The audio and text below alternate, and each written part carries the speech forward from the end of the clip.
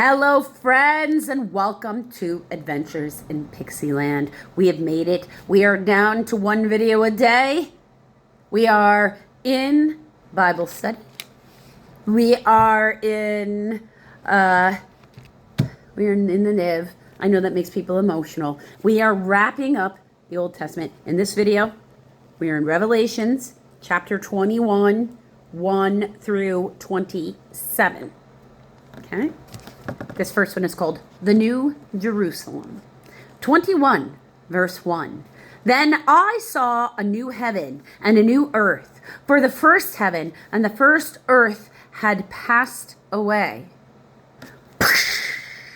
When the sun goes supernova.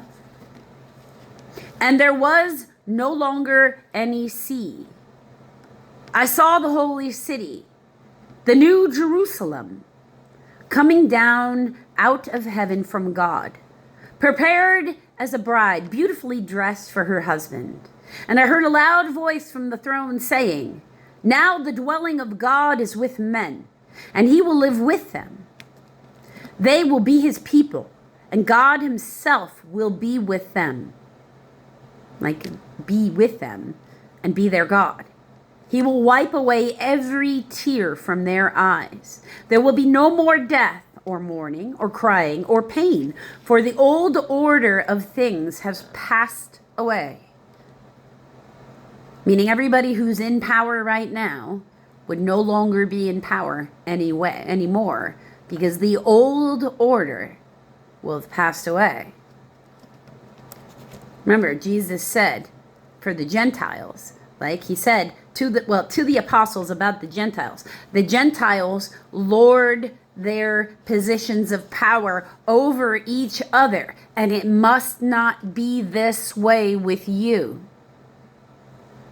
Power means acting as a servant, not trying to push your might, your will, your way.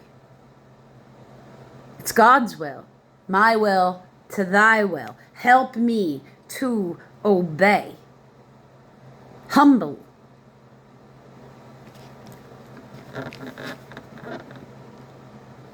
He who has, as a verse 5, he who was seated on the throne said, "I am making everything new." Then he said, "Write this down, for these words are trustworthy and true." He said to me, "It is done. I am the Alpha and the Omega, the beginning and the end. To him who is thirsty, I will give a drink without cost from the spring of the water of life. He who overcomes will inherit all this, and I will be his God, and he will be my son. But the cowardly, the unbelieving, the vile," should look up what that means, right? "The murderers, the sexually immoral," that has a lot of definitions, okay? "Those who practice magical arts, the idolaters," so no praying to statues and thinking that they're gods, okay? "And all liars." Think about how many people in the world that encompasses. "Their place will be in the fiery lake of burning sulfur. This is the second death. One of the seven angels who had the seven bowls full of the seven last plagues came and said to me, 'Come, I will show you the bride, the wife of the Lamb.' And he carried me away in the spirit to a mountain great and high, and showed me the holy city, Jerusalem, coming down out of heaven from God. It shone with the glory of God, and its brilliance was like that of a very precious jewel, like jasper, clear as a crystal." It's interesting because jasper, it can come in different colors, but it's not usually clear. It's actually usually a reddy orange. It had great high walls with 12 gates, and with 12 angels at the gates. On the gates were written the names of the 12 tribes of Israel. They were there were 3 gates on the east, 3 on the north, 3 on the south, and 3 on the west. The wall of the city had 12 foundations, and on them were the names of the 12 apostles of the Lamb. The angel who talked with me had a measuring rod of gold to measure the city, its gates, and its walls. Okay, so that's usually the archangel Metatron as the scribe, which would make sense. See where I see it back up there? On the motion sensor back there? That's jasper. That red stone on top, that's what jasper is. So it's red jasper specifically, but that's what that is. It makes sense that it would be Metatron, because remember Metatron, the archangel Metatron, the scribe, is the angelic name for Anak, who bodily rose. Every Jewish person is a descendant of Anak. So every Jewish person is related to the archangel Metatron, including me. So, I mean, that's a fascinating little thing. My DNA is like that, though. So he's usually the one with the measuring rod. The city was laid out like a square, as long as it was wide. That's what would make it a square. Agreed. He measured the city with the rod and found it to be 12,000 stadia in length, or about 1,400 miles, or about 2,200 kilometers, and wide as it was, high as it is long. So that's a really high walls. It's got walls that are 1,400 miles high. So I wonder what reinforcement they got in there. He measured its wall, and it was 144 cubits, or B, 200 feet, or about 65 meters thick. Wow.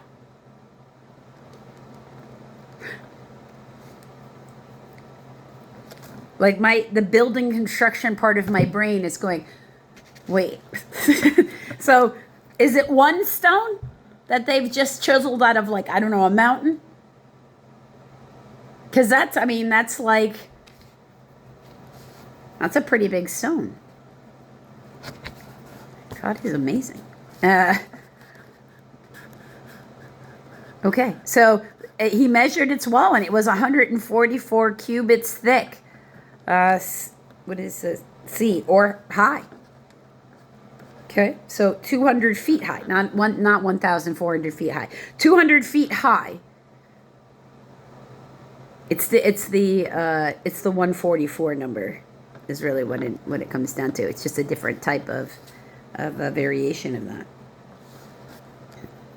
I see. Okay. The wall was made of jasper. So that's okay. And the city of pure gold, as pure as glass. Yeah. Okay. I was going to go get a piece of gold, but most people know what gold looks like, so I don't have to do that. Verse 19, the foundation of the city walls were decorated with every kind of precious stone. That's cool. The whole town's made out of crystals. The walls made out of crystals. Crystals, it's not a matter of whether or not crystals can harmonize or synchronize with energy. We know they can. We put quartz crystals inside of watches to help them keep time. Right? So we know crystals focalize energy, and it's just a matter of what you're focalizing through it and what you're doing to the crystal. Like, what is it shape does it need to be in to focalize the energy in what way? What are you trying to do with it? Just like with if you were going to do it with glass, same. Like, what's the intention, right? But a whole city built by God out of crystals. Yeah, that sounds like my heaven for sure. I would build the whole house out of crystals if I could. Me and one of my friends once upon a time, we actually did that. We were trading pictures, not like actually built a house, but we're trading pictures of various pieces of furniture, because there was a house that had a whole bunch of stuff made out of crystals on, like, one of those crazy, like a Zillow, but crazy expensive Zillow kind of thing. And we were both fascinated about how we would, like, I would love a dining room table made out of amethyst. I can't afford that, but I would love it. How peaceful would that house be? So how peaceful is this city made by God? Oh my goodness. What a harmonizing energy this is going to have.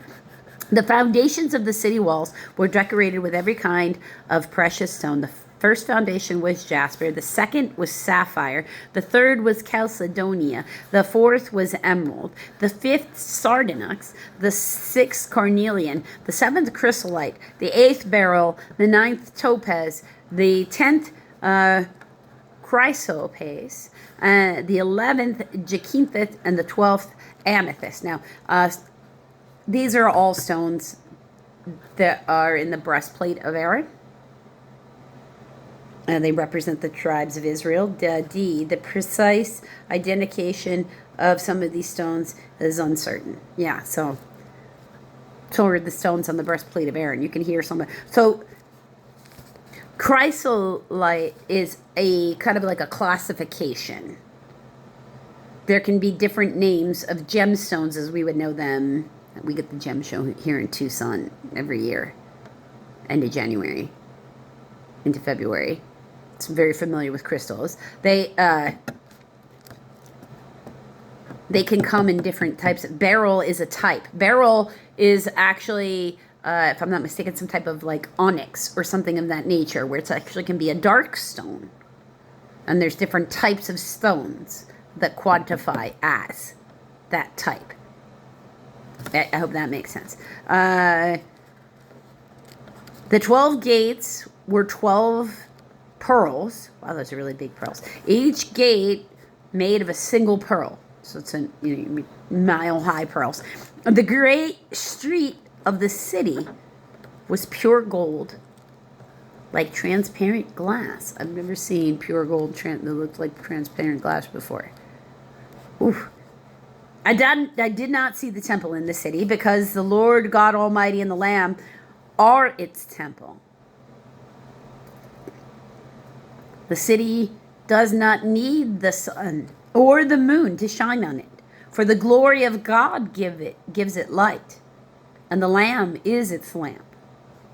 The nations will walk by its light, and the kings of the earth will bring splendor into it. On no day will its gates ever be shut, for there will be no night there. The glory and honor of the nations will be brought into it. Nothing impure will ever enter it, nor will anyone who does what is shameful or deceitful, but only those whose names are written in the Lamb's book of life. Wow, that is fascinating. It sounds very perfectly delightful to me. I am like, yes, sign me up.